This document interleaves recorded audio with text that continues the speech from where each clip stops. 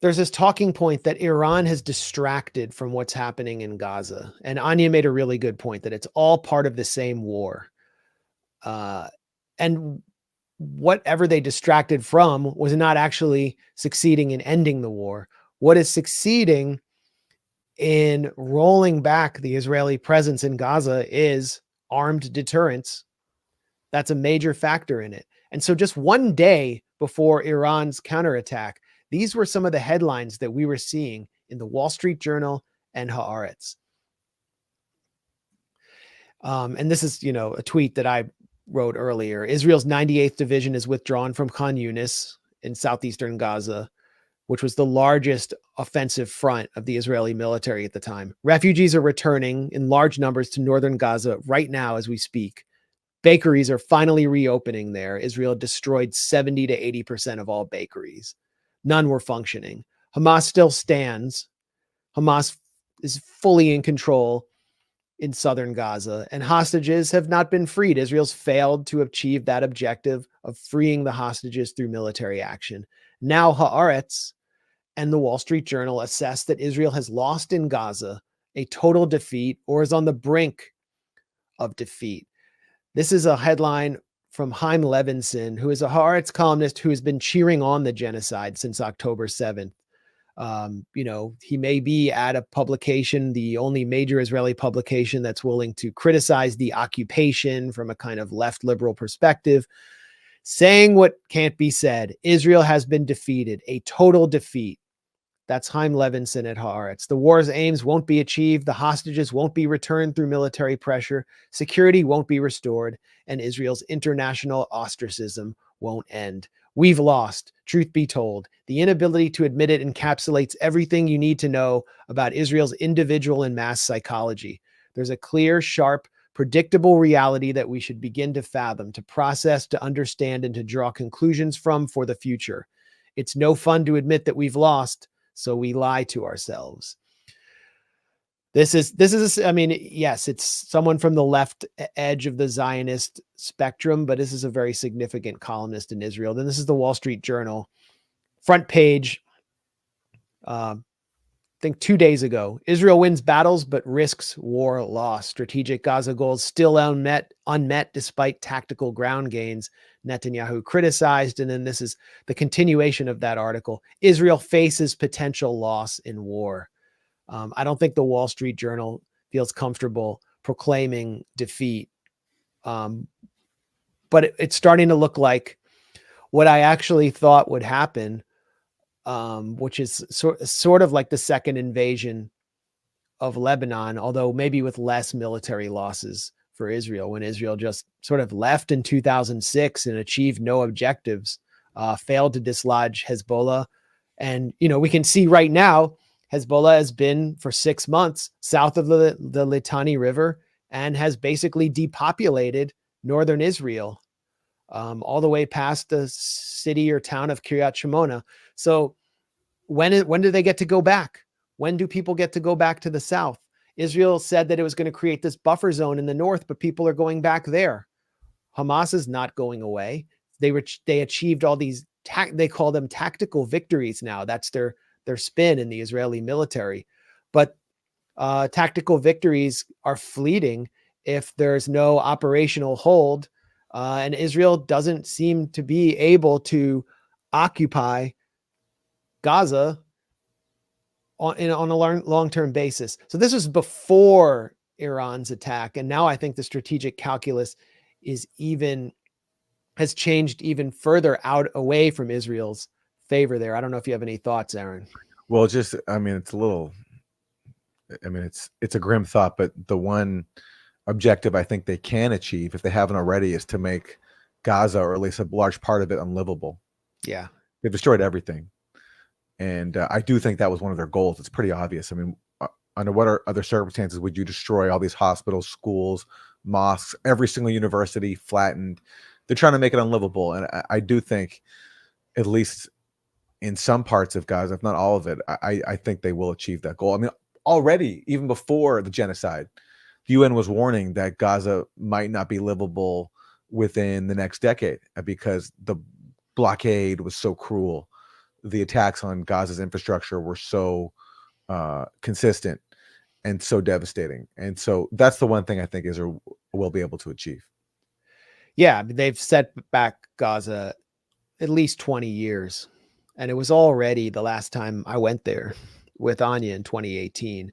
You could already see that the damage to the infrastructure of the previous assaults on Gaza and the siege in general, which prevented the civilian authorities in Gaza from being able to bring in things as basic as sewage pipes, had already made life there practically unbearable, which is what inspired October 7th. So what Israel may have done is prevented another October 7th style attack in the near future. What the whole purpose of their Dahia doctrine is to terrorize the civilian population to the point where they're so demoralized that they would never support something like October 7th. But I think that has failed psychologically and politically.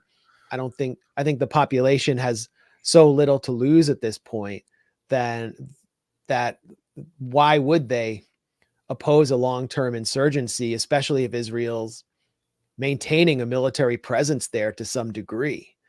So what we're looking at could be actually an insurgency and continued Israeli bombardments, and then occasional attempts to achieve what they call tactical victories, like what they just did around Al-Shifa Hospital, which was a massacre, throughout the rest of the year. And in the course of maintaining, keeping this war going for the rest of the year, they screw Biden over, which isn't to say that Trump is guaranteed to do whatever Israel wants. I mean, his own interviews and talking points, he's wavered, and it's unclear where Trump stands on this, but I think a Trump administration might be a little bit easier to control.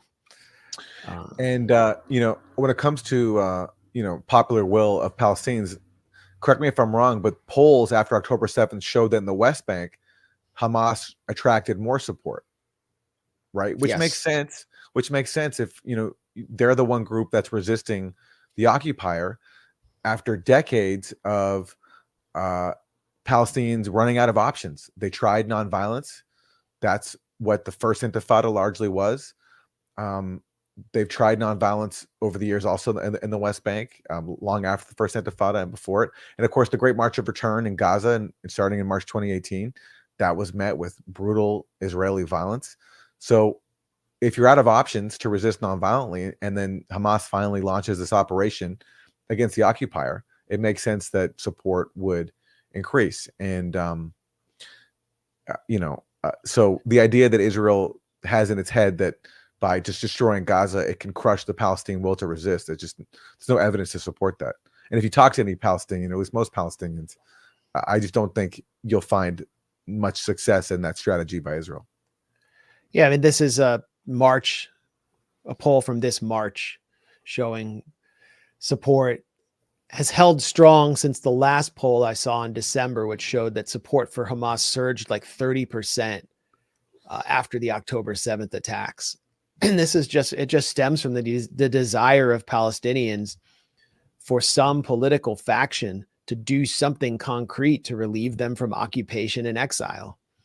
And the fact that these numbers have held firm, it really speaks to the Palestinian concept or the ethos of sumud, of steadfastness, that the longer they hold firm, hold their ground, and demonstrate resilience against a colonial entity, the more likely they are to achieve liberation. And that's what we've been seeing in the Gaza Strip.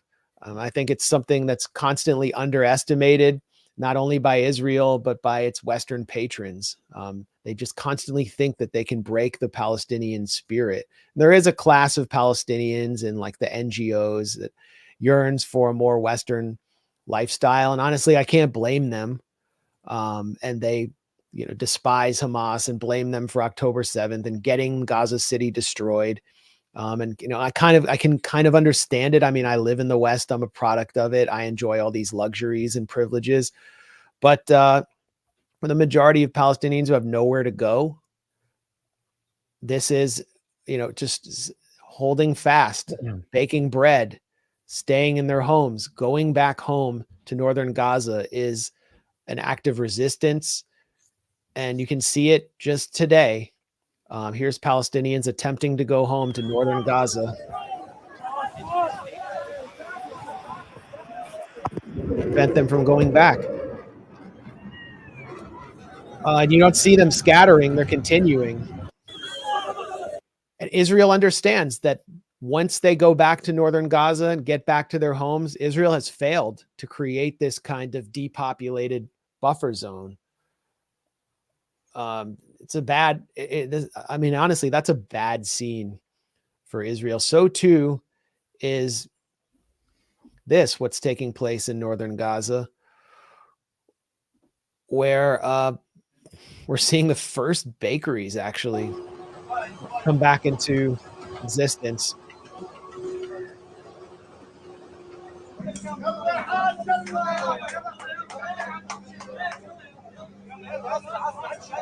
So Palestinians in northern Gaza who had stayed behind had been forced to eat animal feed.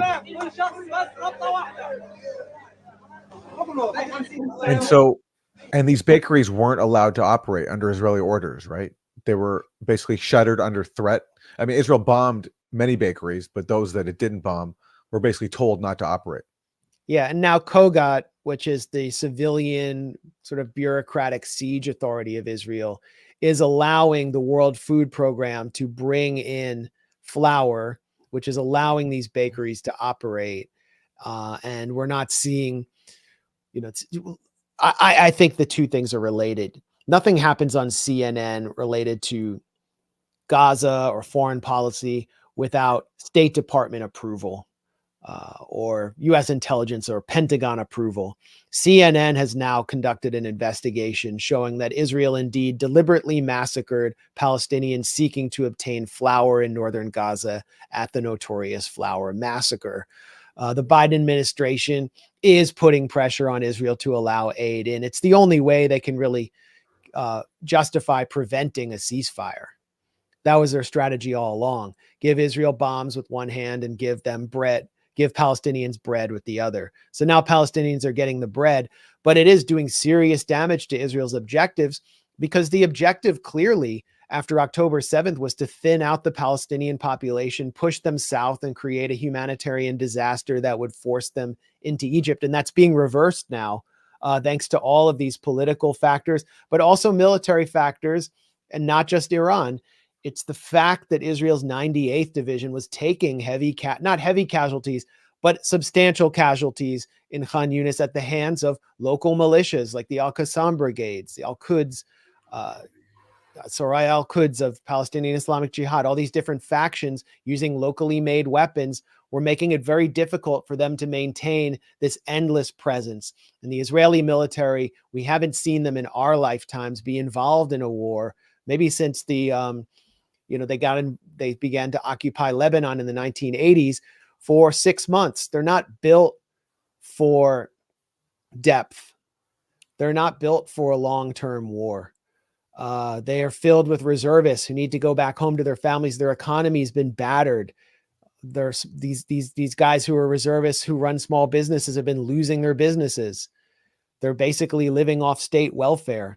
So they had to bring them out. And then psychologically, they were not prepared for this war, and they need to be brought out to go, infest countries in Latin America, or go to Goa and go to some rave and do a bunch of drugs so they can, process whatever they just lived through and then come back to the genocide brigades. So that has contributed also to this sense of defeat. It's up to the U.S. ultimately. It's up to the U.S. ultimately to pull the plug, and we're just not seeing it from Biden. He's not ready to pull the plug yet.